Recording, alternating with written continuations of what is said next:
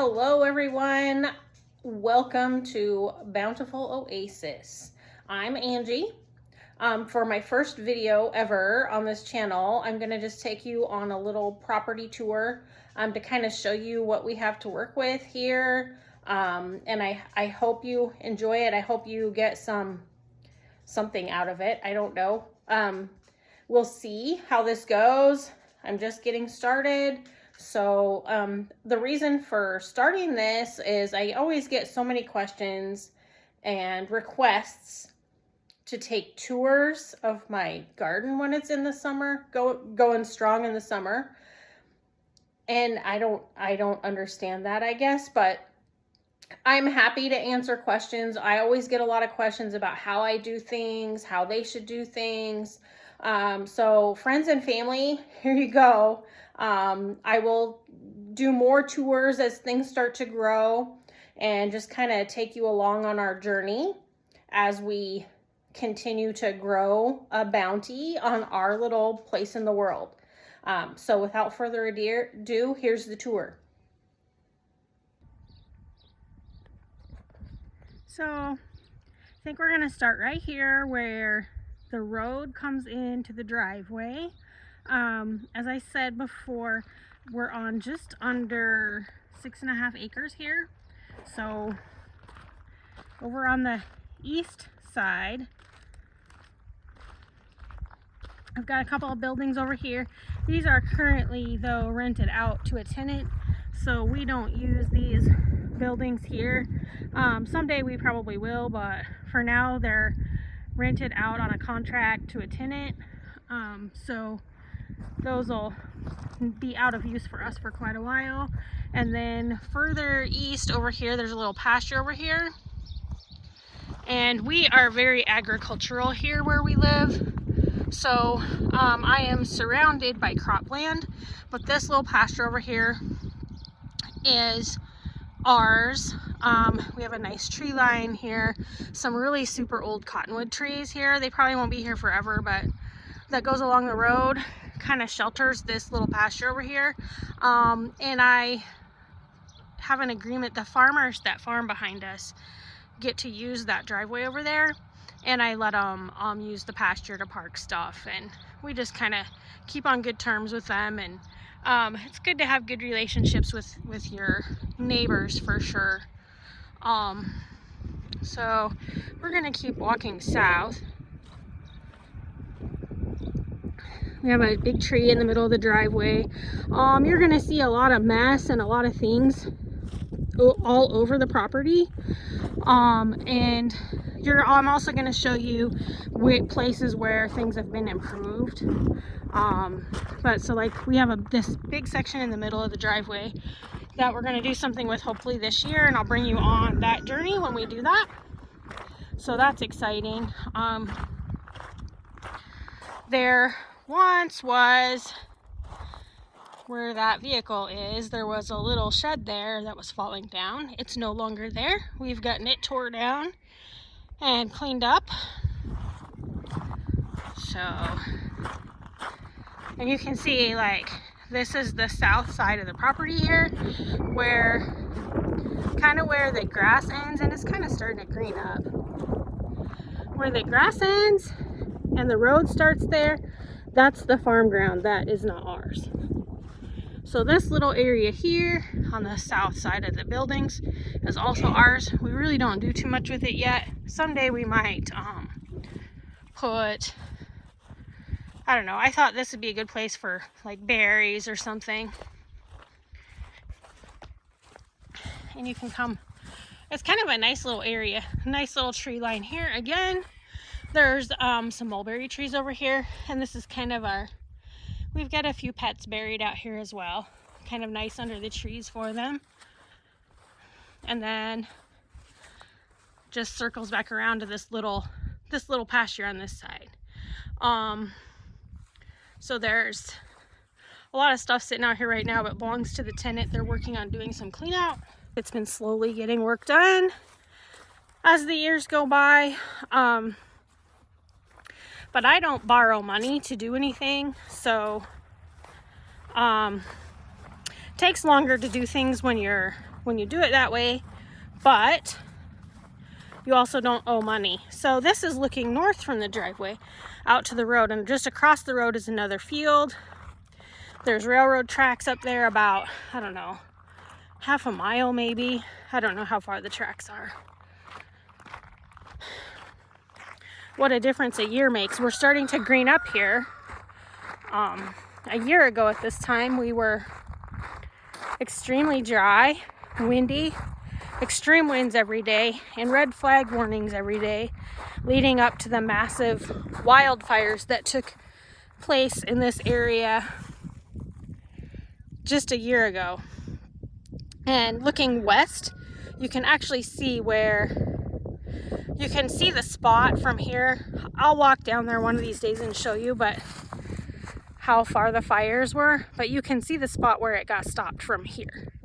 So it got pretty close. We had to evacuate for just a day, but we were fortunate because all we had to do was evacuate for a day. A lot of people actually lost their houses, so we were lucky. So this is the north side of the property of the house. We're just north of the house, and the grass weeds, I guess, whatever you want to call it, is greening up. And we're looking west, and we've got a couple more trees here. We've got a couple of trees that actually need to come down. We've had some big branches that have come down over the winter that we need to get cleaned up. But that'll start getting done as the weather's getting nicer. Everybody in this house either is in school or works full-time on top of taking care of the property. So it takes a little effort. Things only get done before or after work or on Sundays. Sundays is my only full day. So this is some raised beds we have here. Last year, I grew a lot of onions in these raised beds, and this one has some herbs in it. So I'm anxious to see if the herbs come back up this year. It's a little early yet to tell, but hopefully we'll get some herbs coming back up in this one, and we'll get some more onions going probably out here again this year. So continuing west, I think we're just going to kind of make a big circle around the property and end up back where we started. So here, kind of where the yard ends and another pasture begins, this was once upon a time a fairly large hog barn. And as you can see, we've gotten a lot of it taken down. We're almost done taking this down. One thing that takes us a long time when we are taking down these buildings, we try to salvage some of the wood to reuse. Like some of our chicken coop was built from reclaimed wood from around the property. And then going a little bit south, this was a big old, you can see the concrete, it's starting to get overtaken. But this was a big old corn crib, and we almost have it all the way down as well. The property was just full of dilapidated buildings that were falling down anyway. They were in such bad disrepair that there was no way to salvage them without putting probably hundreds of thousands of dollars into them, because the buildings were large and the roofs were pretty much completely gone. So there was no saving those buildings. So this is the west pasture. It's like the biggest portion of the property. The biggest single portion of the property is this west pasture over here. We haven't done much with it except for keep it mowed. But last year, of all years, one of the driest years we've had in probably 10 or 15 years, we decided to plant fruit trees over here. So I'm anxious to see if they've survived the fall and winter. All we could do was keep them well watered and hopefully not too watered, because you don't want to overwater your trees. But we put in a little orchard. We've got apple trees, cherry trees, peach trees. Oh, I see one tree that's all the way down. So I'm anxious to see how many of them survived. Like I said, last year was extremely dry, so it was a tough year, and the deer like to mess with them. Like, I'm sure this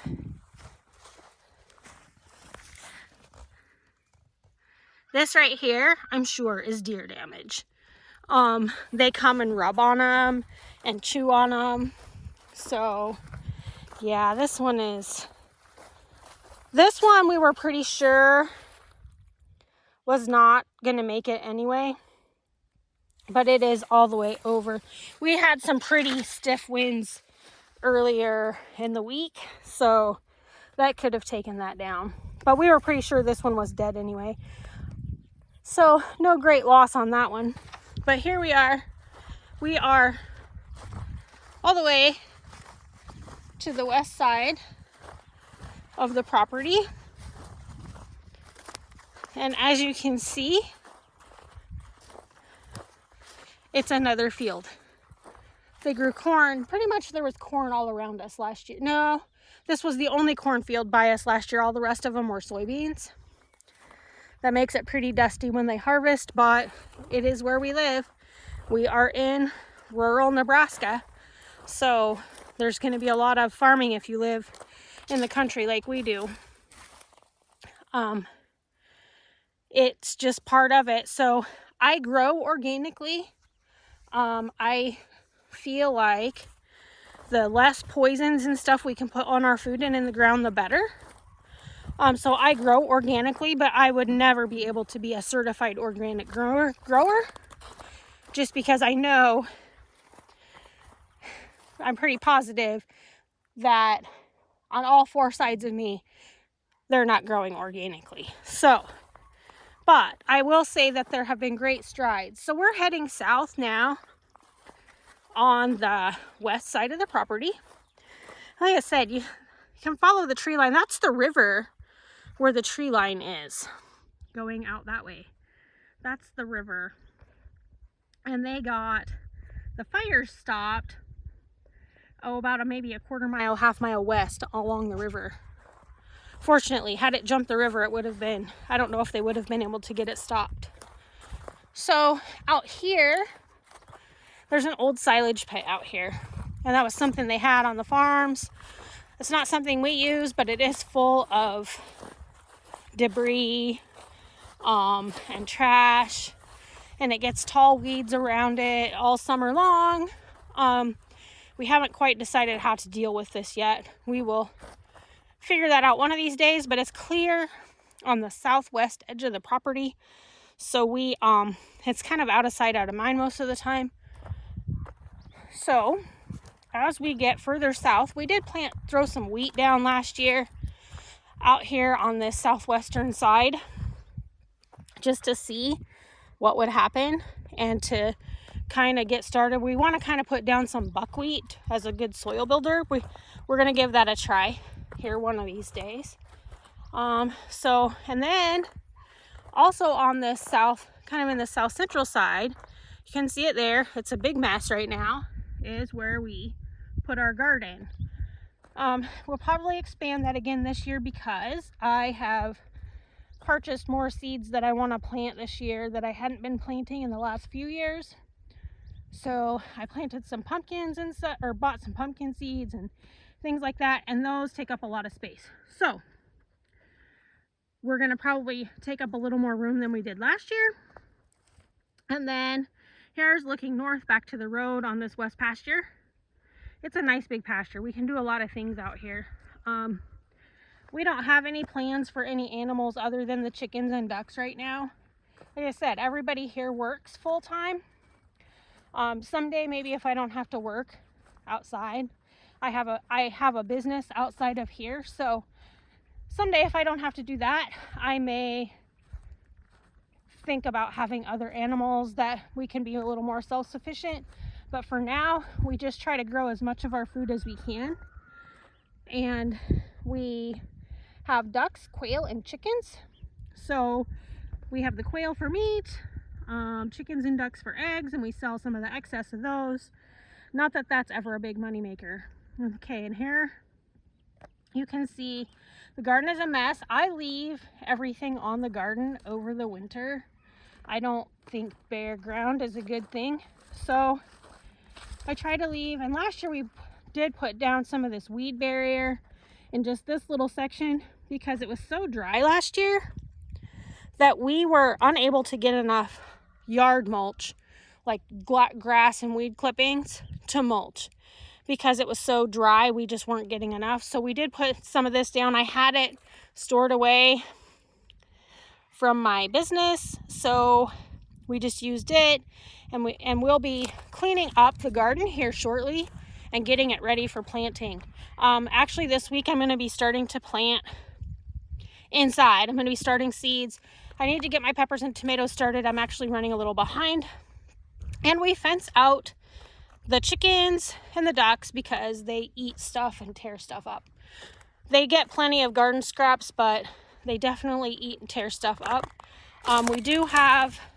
We are planning on putting in a permanent fence eventually, but we are not there yet. This is just to show you that whether you're 100% prepared or not, just go ahead and do it. Because if we waited till we were 100% prepared with fence and everything, we wouldn't even be growing stuff. So, and then we have our tunnel, our hoops. I usually put cucumbers and loofahs on that. I want to put up some more of those. I want to have maybe 3 or 4 more tunnels like that. They're beautiful to look at, and they're great for growing that stuff because it gets it up off the ground. You have less chance of disease and less chance of critters getting at it. So that's why I like to grow like that. And it's easier on you too when you're harvesting.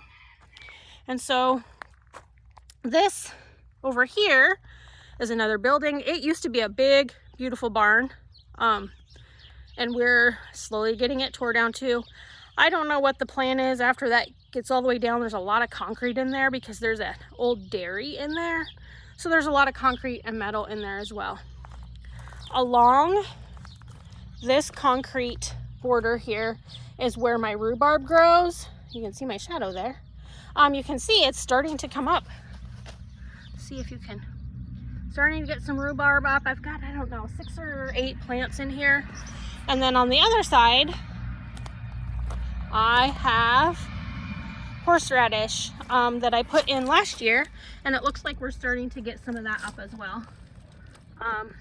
So if you can see that. So this used to be like a cow yard many years ago. So we're gonna go back around. So now we're back kind of in the yard area, but kind of where the yard area cuts off because our chicken coop is here. As you can see, it's still not 100% finished, but the chickens like it. They stay warm in there in the wintertime. It's insulated and it has a south-facing window. And we do have some solar lights on there too for in the wintertime in case they slow down. But you can see we've used some reclaimed wood on that. We did buy some lumber, but we did use some reclaimed wood from the buildings we've been tearing down. And then the house is just right over here. You can see the barn used to be about double the size of what you see there. It's really not safe to go into anymore. It's really in bad shape. You could go into it at least when I first moved here, but it has definitely deteriorated a lot more. I can kind of show you though the dairy part. Like there's still a lot of stuff in here. Like they had